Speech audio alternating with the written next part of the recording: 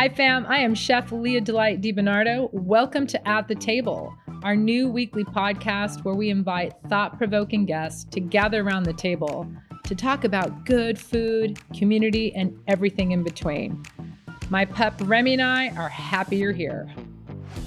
Hey, we are at the table. Welcome back to the table. I'm Chef Leah Delight, and I'm so excited to be here with my daughter, daughter. And for our listeners, I just want to remind you that we have a service standard poodle named Remy in the studio. So if you hear her swishing by or we're talking or referring to Remy, you know what's going on, because we are going to talk about coffee today. And there's something really wonderful about coffee, poodles, and daughters. So without further ado, I'm going to introduce someone who's so special to me. Gigi. Hi, welcome. Hello. Good morning. Good morning. You're at the table, but you're always at the table. I was just going to say, I'm always at the table. It's like my spot. It is your spot. Gigi, tell us a little bit about yourself and then why coffee? Well, sorry, as I'm sure has come up in the episodes or is very clear, my mom's a chef and has a restaurant and all that fun stuff. So when I was little, working in the restaurant with my mom and my auntie and the other family who was in the circle was kind of not an option per se, in a very fun and sweet way. But Can I interrupt for a minute? Do you mean like when your aunt would come behind you and smack you upside the head with her clog? Is that what you're referring to? Okay. Actually. There's a sweet moment in our life. Exactly. So I had to work in the restaurant and you had asked me, I think I was 12, what position I wanted to work in the shop. And I said, I don't know. I think coffee seems cool. So I had to work every other position in the shop before you let me work in coffee. I don't know if you remember that. And that was dish and prep and hosting and serving. And then I would think I was around 15 and a half. And you're like, okay, I'm going to send you to your Aunt Deb's for the summer. Good luck. That's right. Have fun. So we shipped you off to Spokane, Washington. To Roast House. Where Roast House is. And even on the first day, Roast House, which was founded by my fabulous Aunt Deb, is her coffee roasting company. And first day in the roastery, I go in, non-slip shoes, all black clothes, like the barista uniform as is. And Aunt Deb, who drove me there, drops me off, and she gives me to Erin, who at the time was an assistant, like had just started almost. Erin Jordan, who is the roaster, head roaster, and now owner. He let me, as he liked to put it, clean out portafilters for an 8-hour shift on my first day. So that was my intro to coffee. That's how I started. And then I came back home after they beat me at Roast House for a full summer. They pelted coffee beans at you, child. Yes, precisely. And so I got home and I just kept working in coffee. And then I went to college and I was an assistant in an office and I hated it and wanted to take the LED lights and jam them into my head. Sorry. And I found a coffee job at Play Coffee in Orange County in Orange as Leon, who is also very dear to my coffee journey. Leon is the owner and founder of Play Coffee. And I worked there for 2 years and really got into understanding what a multi-roaster cafe looks like. And then suddenly I graduated university. We went abroad to Europe and we visited so many fabulous specialty roasters such as April and La Cabra and Prologue and Nomad and so on. And the list goes on. And then we came home and you have had opened a bakery quite recently in Pasadena. We have Hello, you're welcome. We said that together at the exact same time. It was not planned, guys. It wasn't. It was just a fabulous occurrence. So Hello needed some uplifting in the coffee program, and suddenly Thanks, G. It's been a year. It's been a year. She's like, Mom, it's a year later. Your cafe sucked, and I came in and saved it. The bakery rocked, and the cafe needed some love. So I'm going to interrupt you, please, because there's so much there to unpack. You asked me and that was the summary. Okay, so we know a little bit about you. We know that you're my daughter. We know you grew up around the table. Like and you grew up in restaurants and you grew up with coffee, and through everything we've done in food, you gravitated to coffee. And really, in a way, you gravitated to specialty coffee. And I want to know, I think our listeners need to understand, for those that don't, so many of them are coffee hounds themselves, right? But what is specialty coffee? What does that mean? Is it just another, sustainable, regenerative, organic, natural term, or is there some meat to it? I would have to say right now, at least, there's meat. I think terms change. Like when organic first came up, it was a really significant word and it meant something. Right. And that can evolve. But right now in coffee, specialty is a pretty significant term that I think we need to give gravity to. Gravitas. Okay, well, I got to take a sip of my coffee. Oh. So I'm just saying, I'm taking a sip of this coffee, and this is a specialty roast. It's, specialty coffee. And it's specialty coffee. See, that's a difference. And I think it's important for our listeners to know that. It's not a specialty roast, it's specialty coffee. If you have a roaster, for us. Yeah, I mean, if you have a roaster saying this is a specialty roast, I don't want to, pardon me, but if they're saying that, I'm confused. Quite frankly, I'm fucking confused. Because what do you mean it's just a specialty roast is not all of your coffee specialty? I think we can back up and understand and unpack what the term specialty means specifically in coffee. And that will be a little bit more helpful than me just like roasting a roaster. Roasting a roaster? For misuse of a term. Let's roast a roaster. But if you're roasting specialty, you're roasting across the board specialty. Because specialty essentially is this big term that directly, I'm so distracted by Remy, who's on my lap right now. Because Remy wants coffee. Someone who's not watching. You can't have any. Okay. It pertains to how the roasters are obtaining the beans.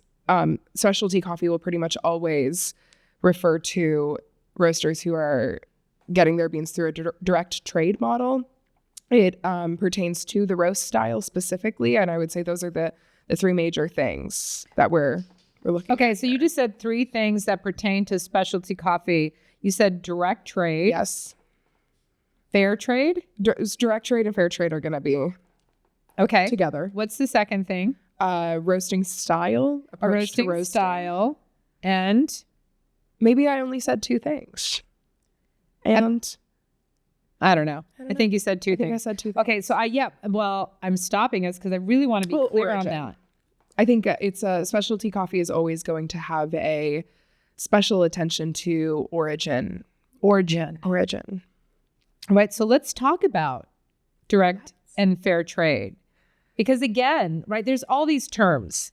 Yes. And there's some beauty to some of the terms because they really do direct us. And a lot of people want to be directed because they're voting with their dollars. And what I mean by voting with your dollars, you want to know where your money is going and who you're supporting. A lot of people look at these terms because there's health and wellness involved, and they want to know, is this clean? Is it organic? Where is it coming from? The soil it's grown in, right? So we have these wonderful terms. So when we now are talking specialty coffee, and now we're into fair direct trade, what is direct versus fair? I'm not particularly maybe the expert. Maybe we need to get someone from fair trade here. My understanding is fair trade. Okay, hold on. Let me stop and call somebody. Yeah. Let's get him here. Stop. Fair trade. Friend. Fair trade. Stop talking when I'm talking. I'm sorry. It's just natural. Okay. But you do know a little bit about fair trade. Like, we know that fair trade was really started to honor the dignity of our growers and our farmers because they were being so cut monetarily, right? They were kind of being ripped off. So fair trade stepped into that. Fair trade is an organization that protects the farmers and the trade, and it also helps facilitate direct trade. Beautiful. I love that. And fair trade is also around chocolate, vanilla, right? And textiles. Wonderful. So cotton. So it's not just coffee. Now let's talk about direct trade, because I'm fascinated when I see that on a coffee shop window. I'm like, okay, direct trade. I'm going there because I know exactly what it means. Tell our listeners what it means. I think I'm going to back up just one step and understand, where did coffee originally come from? How did it get to the Western world? Because coffee is grown predominantly in what we've just called third world countries, or just I want to more say non-Western Eurocentric origins. Well, you're allowed to do that. I know that your generation likes very clear labels. I think the opposite almost. I feel like this label of third world it's such a whole other. Well, no. Well, okay. So, hold on. What I mean by that, right? You're talking to a Gen Xer. You're a Gen Z. What I mean by that is I have so much respect for your generation in calling things out, right? Like, okay, we're not going to use this term because it's really kind of rude, Mom. Like, I hear that often. You've corrected me. And I'm like, oh, okay, well, let me give that some thought. Oh, I see what you're meaning. I see that applying that really can degradate someone, right? Why is Ethiopia a third world country? Like, who decided to slap that label on? Exactly. And why? And if it is, why? And how did it get there? And who made it so? Anywho, if we go back to, say, the 1600s, is my history right? When the triangular trade system was set up, and it was essentially Europeans using slave labor and labor from African countries and slave labor in the U.S. to bring themselves luxury goods, to simplify it a little bit. Well, there we go. Is where we started to get coffee to Europe, right? So coffee inherently, in the way that we have received it now, comes from a background of slavery. And there is, unfortunately, still slavery in the world of coffee farming, and it's forced, and now we're calling it forced labor. Terms of forced labor, but it's just to say it as it is. Yeah, it is what it is. It's around chocolate, vanilla, banana, and coffee. It's still in the world. Child labor, forced labor, whatever you call it, it's a form of slavery. And I think that it's important to not to point out, but to let our listeners know that this is how coffee started. Yes. Things have become much better, and we have fair trade, direct trade, and we're cognizant of things like the hungry months. And that's a thing. I hate to say it, but we do have farmers that their families literally have very poor access and the money to afford food in their off months of growing, right? Because they're not being paid enough for their coffee. So when we go back to specialty coffee, and as we're unpacking this and having this beautiful conversation, we're breaking down what specialty coffee is and what it means. So we want to support these coffee shops that have direct trade, that have specialty coffee. Yeah. So what direct trade is, essentially the coffee goes from the farm to the roaster. Instead of the other sort of conventional supply chain looks like the coffee going from the farmer, maybe to a place for it to be processed, then to a transporter, then to an exporter, then to a broker, then to an importer, then to the roaster, and then to the distributor, and then to your retail, and then into your kitchen. So you can kind of see how... Holy coffee. Batman. You can kind of see how a direct trade model will enable and empower a roaster to make more informed decisions as to where they're getting their coffee, how the people picking your coffee are being treated. Whereas if you're getting it from an exporter and a broker and an importer, you can't really know where the fuck it's coming from and how the people who are picking it are getting paid. It's also, I'm sorry, just real quick, back-breaking labor. You know how low coffee plants are to the ground for the most part?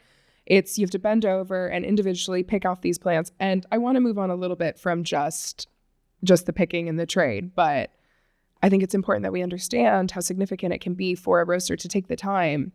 Also, instead of going through an importer and a distributor, to learn about different farms, to understand who they are, and to really respect the craft of farming coffee. Yeah, in 100%. It's like going to the farmer's market. Like, you know Tony from McGrath. And you know who's growing your strawberries. We know Phil and Wani Noble from Sage Mountain. I see where you're going with this. There's a lot of beauty in that. It's this connection. I think our chairs are squeaky. I'm hearing this sound, and I thought it was Remy, and it's us moving in our squeaky little chairs. Because we're wiggly. Well, we're Italian. We're by trade. So we're flailing our arms, and we're talking with like our entire body right now. Trying not to. Okay, stay still. Deep breath. But I think the question is, the coffee's being farmed, what happens to it? How does it get to to us that we're kind of answering. So coffee gets picked. I wish we had a picture. Are you guys doing pictures at all? No, well, I should have brought we'll figure that out. Maybe maybe we'll slap something up for our listeners to look at. I just want to ask, do you know how coffee grows, right? Like, what does it come in? You don't just find beans on the floor. Yeah. And then throw them in an oven. I find beans on the floor all the time at home and out Eat Marketplace. So girl, I take them and I put them in my grinder and then I make coffee. So anyway, I appreciate that because we've unpacked so much and it's really, really helpful. And I know that we've all just learned something, just a little bit of something. There's something else that's really interesting about specialty coffee to me. So many people say that there's an ethical imperative of specialty coffee, which we kind of touched on from how it gets to us, right? Now, I want to ask you, but this is so me asking you this.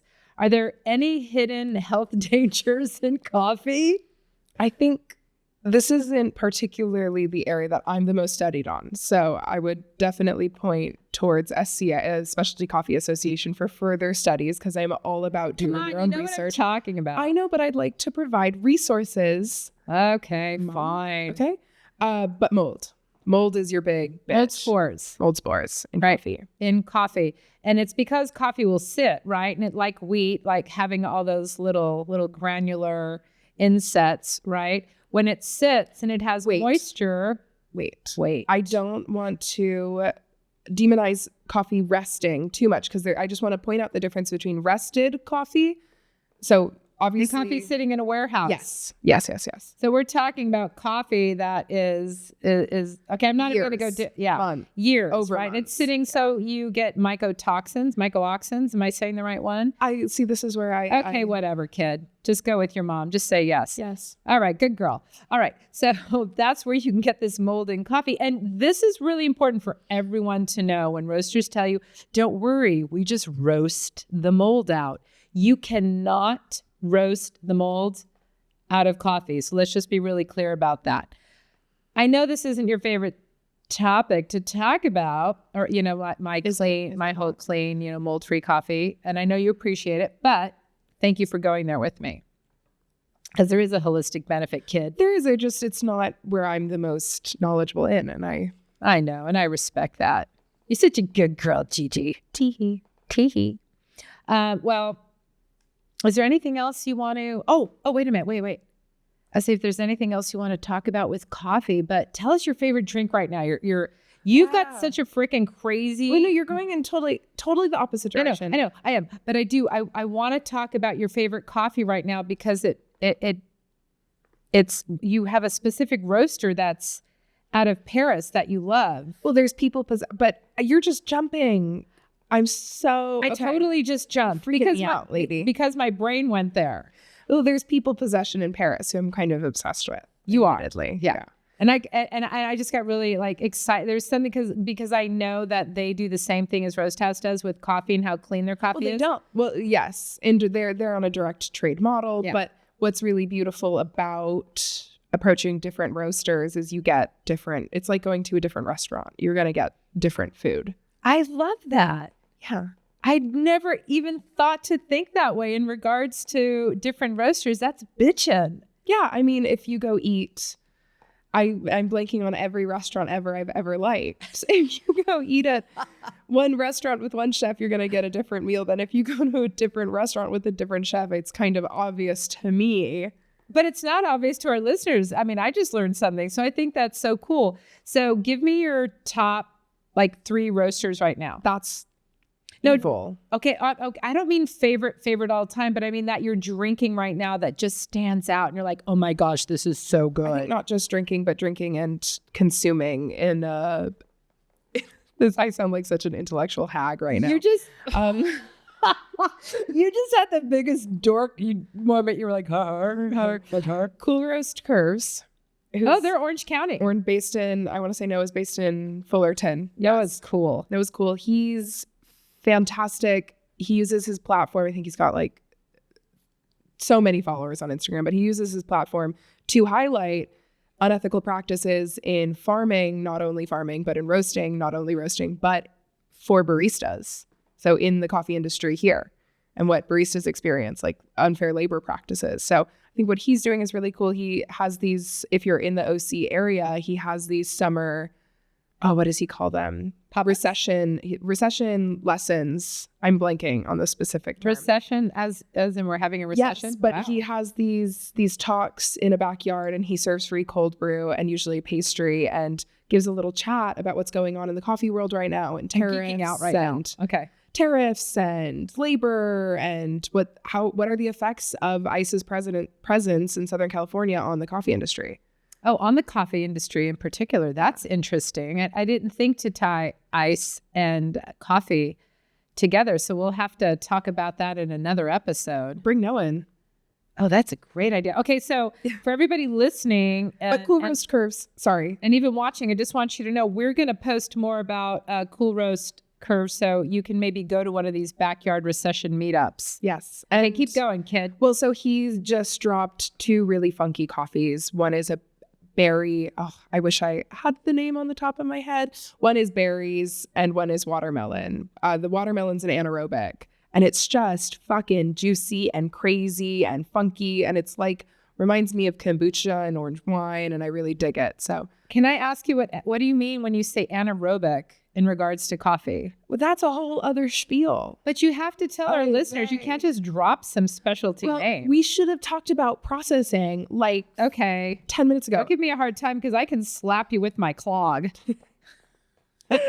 Anaerobic is essential. So coffee, when you pick it, has to be processed because you've got a cherry. And when you have the cherry, you have to get the fruit, which we refer to as the cascara, right? That's what he said. Okay, freak.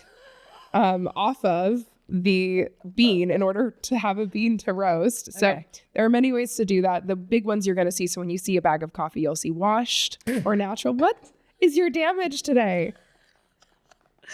I just in the back of my mind, I'm like, that's what she said. Okay, we just had a moment. But that's You what had a happens when moment. you get daughter and mother together. Okay, keep I'm going. on my train of thought. Cherry big You're beans. off the train entirely. Off the rail. Yeah. I'm not just off the train. We're off the track, off the rail. Yeah. Okay, go ahead.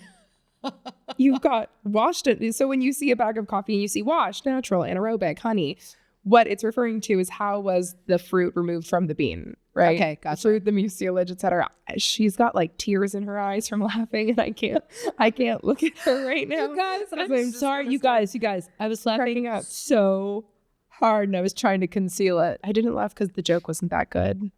Sorry. In my brain, it was. Okay, so so anaerobic. So touching on this anaerobic from Noah, it's anaerobic is when they put the coffee in a tank, they remove air, and then they sometimes usually add, excuse the sound, something just kicked in somewhere. Something's going Air somewhere. That's conditioning or okay. Keep something. going. So it's anti-aerobic, right? No, It's anti-air. An is the term for without. It's a Greek root. I know that. I'm just Aerobic is trying to air. get you to tell our listeners that. I feel like I'm just jumping around though. Let me finish. Yeah. Okay. I'll be quiet. Thanks. It's in a tank without air. Usually oxygen's entirely removed. And then a different air like CO2 is introduced. Sometimes like a lactic acid, a yeast strain is introduced into the tank so that the coffee ferments with the Yeast. There's a yeast strain that's released. added. That's so cool. So is the coffee being fermented with the cherry on? Is it just the mucilage, which is like the little thing around, like the kind of, what's the word I'm looking for? Like the fleshy bit around the, Sure. No, fleshy bit. I'm with you. Around the bean.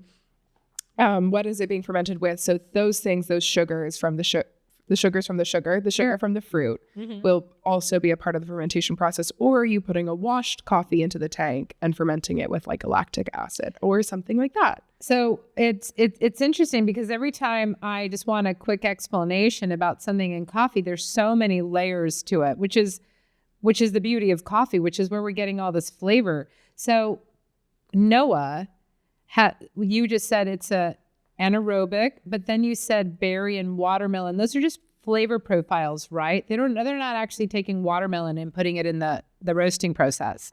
Not the roasting process. Okay. But maybe in the process, when the coffee is being processed. Carbonic maceration in wine. We have that in coffee too. Okay. See, I'm learning something new. I mean, I know a little bit about this, but I don't know as much as you do, and I'm fascinated by it. This is where I want to speak to sort of, we were talking about specialty as a big word. I think we also hear third wave coffee a lot. Third wave coffee. Okay. Third wave. I think is it a movement? No. So you have first, second, and third wave coffee as the sort of historical pillars of where coffee has progressed to. So easy way to describe it is the beginning of Starbucks began the second wave of coffee. Oh. So it's kind of the eras that are brought on by different approaches to and different styles in roasting and coffee shops. That's so fascinating. It's like it's history. Yeah. Okay. And so we're in the third wave right now. Understood. We're in the third wave. We're in the third wave of coffee, I guess is how we say it. I feel like I'm. So you gave us Noah's place, which is Cool Roast Curves. Cool Roast Curves. And we talked about people's possession. People possession. One people possession. And then give us a third. It's hard. I think we've been talking about Roast House, but I think what they're doing is really cool. What's happening up at Flower Child in Oakland is really, really fascinating. And then also I do love Prologue in Copenhagen. Okay. So who doesn't love something out of Copenhagen? Especially clothes. Especially clothes. That's a whole nother story. Well, I mean, I love everyone you're talking about. And I'm so interested, G, with the roasters you just shared.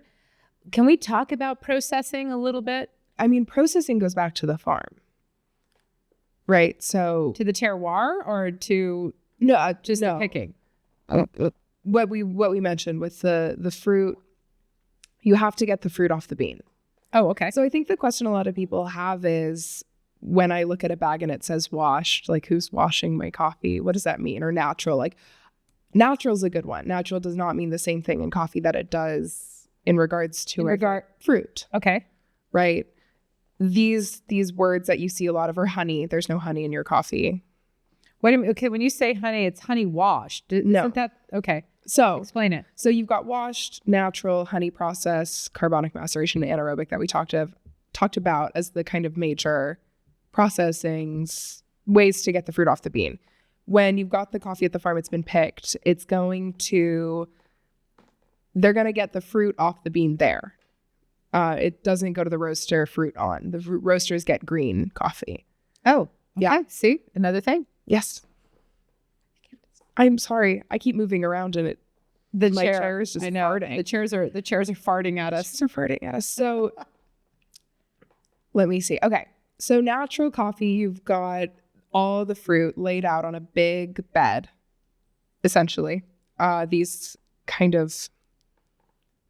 they almost look like screens when I've seen them, right? The big, huge screens. And they put all the berries out there. They're screens so that air can pass through.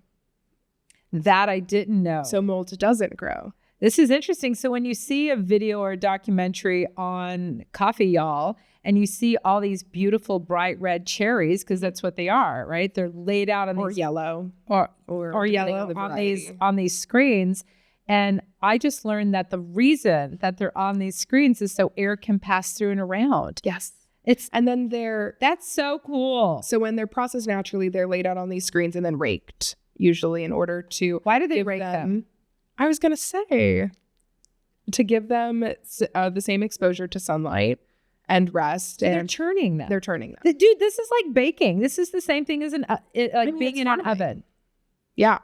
It's like when I try to explain to people, okay, I like to use air, steam, and heat in the oven, and we're turning things because we want air to go around and not just hit directly to the bottom of the pan, which is how things then burn, right? You want things to constantly, have this beautiful exposure to the air, to the heat. Sure. I just had a mind-blowing, discovery here with coffee beans. That is so cool. And this isn't even the roasting process. This is pre. Wow. I like to There's point a lot to... of steps. It's like I just yelled that out. I just yelled that.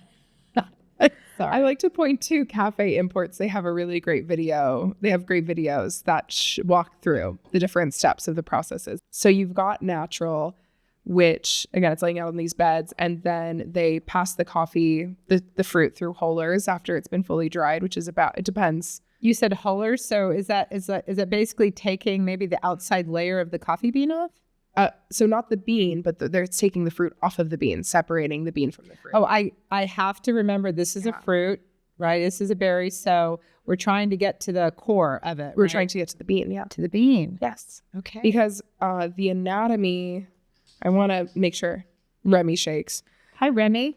I want to make sure I'm not forgetting any terms. The anatomy of a coffee cherry is you've got the outer skin of the cascara, then the pulp of the fruit. You've got the pectin layer, which I don't think we talk about a lot because it's not super.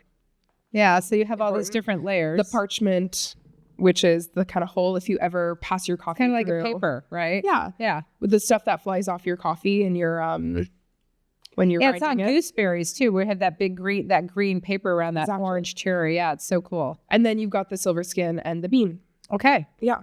So I don't even know where to go from here with processing. Washed coffees. Okay. Same thing. You've got these cherries and you need to get the cherry off of the bean. You pass it. It basically, the coffee gets hulled, the cherries removed, and then they go through a water slide. The coffee goes down a water slide. Exactly. And it goes down this water slide and washes all of the stuff that we just talked about off. The mucilage especially it's nice to get it off that way. And I think this is why coffee is so joyful for all of us, because the coffee beans have just such a great little life before they get to us. Exactly. They get to lay out in the sun, they get raked and massaged, and then they get to go down a water slide. If they're washed. And then that's very much simplifying the wash process. But then you've got honey process. If you ever see black honey, red honey, white honey, and you're like, what does the color mean? It's the amount of mucilage left on the bean when it's sitting out in the sun. So a honey processed coffee is a hybrid between the washed and the natural, in the sense that the cherry, the cascara is removed, the pulp is removed. You're left with the mucilage Which is a little sweet. Is that why they say honey? Yeah, it leaves the coffee a little sweeter. I'll get there 1 second. The mucilage is left in contact with the bean and it's laid out to dry like the natural processes. The more mucilage left, the darker the color. The less mucilage left intact, the lighter the color. So white honey processed coffee is going to have less mucilage in contact, whereas a black honey will have about the most. I'm so appreciative that you broke this down, because even with the knowledge that I have about coffee, reading a specialty coffee label, I did for a minute. I'm like, honey, what are they doing with honey? And why is this a white honey or a dark honey?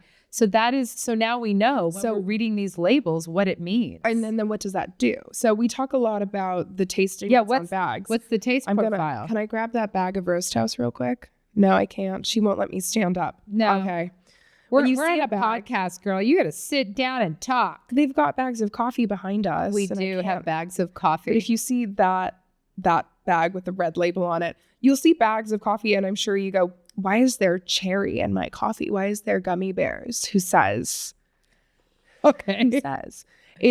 Those flavor profiles are going to come from the roaster's personal experiences with taste, but the first place where coffee starts to get flavor from is the terroir of the place where it was grown. The elevation, the soil itself, and the farming practices all play a really big part in the final outcome of the flavor of the coffee. All right. Well, we're going to talk just a minute about terroir. Just a minute. We could talk about it forever, but I have this thing for the dirt. I have this thing for the soil, as you very well know, right? And a terroir, you could have a terroir for wine countries, right? You can have a terroir for coffee as well. It speaks directly to that because the soil plays such a significant role in the nutrient density of the coffee plants, same with the vines for wine, and it also determines the flavor. So terroir is the soil, topography, and climate. It's a term that encompasses those three elements. It sure does. Yeah, it's the complete natural environment of the place where the thing is growing. So when we're talking about terroir and coffee, now we know what terroir means for coffee. Yes. Beautiful. And if you have the coffee, you have it grown on a mountain in Ethiopia, it's going to taste significantly different than if it's grown in a valley in Colombia. For so many, I think clear to me, 8 years in coffee later. But they're different microbiomes, completely different microbiomes. Exactly. But and because of that, the terroir is going to be completely different. What is in the soil in those places? What is the climate like? What's the topography? It's just like wine. We were having a conversation with someone a couple of weeks ago, like Sicilian wines are so fantastic because of the terroir in Sicily. You've got insane elevation, you've got volcanic soil, and you've got, what's the other thing I'm missing? We got a lot of heat, baby. A lot of heat, right? So it's the same thing with, I'm a particular lover of Ethiopian coffees grown at high elevations because I guess my palate really enjoys that terroir. To sound like an intellectual hag again. What? My gosh, that term though. I just came up with it. So we don't have a lot of time left, and we have unpacked a great deal. We have talked about processing. We've talked about some of your favorite roasters, and I feel like we haven't even given roasters enough love. Well, we're going to give roasters more love because I'm inviting you back to be my guest on the next podcast where we can actually talk about drinks, trends, roasters, and all the great geeky stuff that's going on with coffee. So we're going to talk about that on the next episode. But I think it's really important to just kind of bring this all to, to the end for our listeners, because processing, washing, natural honey, roasting, terroirs, where does that all bring us? When we started with specialty coffee, is this all specialty coffee? So when you are looking for coffee, when you're going to buy coffee, I guess I always recommend you go to a local cafe that's a multi-roaster and is bringing in different coffees, or you go to your local roaster specifically. I don't particularly recommend buying off of a grocery store shelf, nor can I particularly speak to how to find the best bag off a grocery store shelf, but what you're looking for are roasters who are engaging in direct trade with their farms, who know where their coffee is coming from specifically. And in doing that, you're supporting the people picking the coffee, you're supporting the roasters far more closely. And when you do that, you have a lot more knowledge and you get to know a lot more about the coffee that you're drinking. And those roasters are going to give you a lot more information. So when you see bags that give you the origin, the elevation, the process, that's a green flag. And then a little about usually is pretty helpful on the back. But the more info on the bag, I feel like the better. Green flag is a good flag. Yes. We like that. You don't like red flags. Not in coffee. Okay. Maybe in men. I don't know. That's a whole nother podcast. Okay, so I want to quickly point out that in the Inland Empire, we have some really fabulous roasters and coffee shops. And I want to give some love to Montague and Nicole and Raphael. Also, Abode does a fantastic job of who they bring in and how they make their coffees. Eat Marketplace, of course. Love them. I'd love to call out Slow Bloom Coffee Cooperative, Old Redlands. Slow Bloom and Press Espresso. So these are some places that we get to support as locals. And there's something the Inland Empire does really well is we come together to support our family-owned businesses because we know where those dollars go. We know who they're supporting.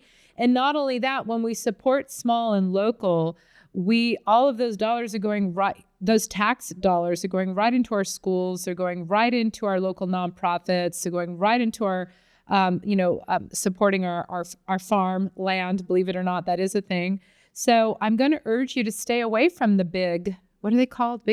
There's major corporations. Major corporate coffee. Please, let's not spend all of our dollars there. Let's have a little bit more balance and get out to these smaller places. Yeah. Definitely. Definitely. Because also, sorry, I'm pausing because I feel like I have something so big to say. It's also you're supporting the work environment for your baristas.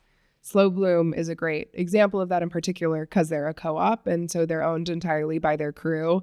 And they're, I think, one of the leaders right now in ethical practices for coffee. So fair treatment in the workplace. It's like, God forbid a girl wants to work in coffee her whole life. Baristas don't make a living wage. How am I supposed to pay my rent? Okay. Every barista is supposed to open their own coffee shop. Y'all complain that there's too many coffee shops in your neighborhoods. So then support your small shops so that they can pay their baristas. A livable wage. A livable wage. I'm going to say amen to that. Thank you. Yeah, well, welcome. You're welcome. All right. We have a lot more to talk about. We're going to have to do another. Yeah, we're going to have to do another podcast. So then it is at that moment that I say, goodbye, Gigi. No, just kidding. Let's see ya. Pack your stuff and get out, kid. Wow. Okay. I do have a gift for you. And just so I know our listeners can't see this, but Roast House and Jordan and Allison sent me some really wonderful coffee in this cool coffee cup that says Roast House. And on the back is that a beaver? Is that a beaver? It's a beaver drinking. Oh, it's a sloth. This is the sloth. So it's a sloth dunking its head into a cup of coffee, and you can just see the cartoon's hysterical. It's like lapping up there you go. It's lapping up the coffee. And why? Tell our listeners why. Because Deb's big foundation is I don't remember it. Wild Animal Life Foundation. I'm sure I'm saying the name wrong, but out of Spokane, Washington. And Roast House supports wildlife. So that's what this coffee cup is. And they sent us a bunch of stuff. And that's why G keeps saying behind me is a red bag of coffee.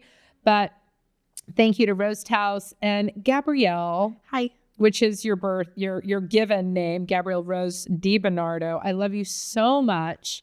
Thank you for being here. Thank you for sharing. I've learned so much. I feel shy now all of a sudden. Because you're so small and tiny. Can you even hear me? Can you hear me?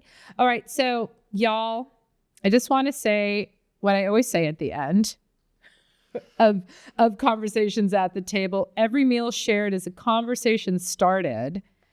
But shared coffee today, which is the same. I'm going to say, I think like every cup of coffee is an inspirational conversation to start, to be started. So we'll see you. We'll hear you. We'll listen to you next time at the table. Gigi, thank you for being here. Yes, my pleasure. I love you. I love you too. I love you this much. Every meal shared is a conversation started. I want to thank our guest today, and I really want to thank each and every one of you for tuning in. It means a lot to all of us. You can find us on Instagram at The Table with Leah and anywhere you listen to your podcast. At the Table is produced by the very mighty Studio 215.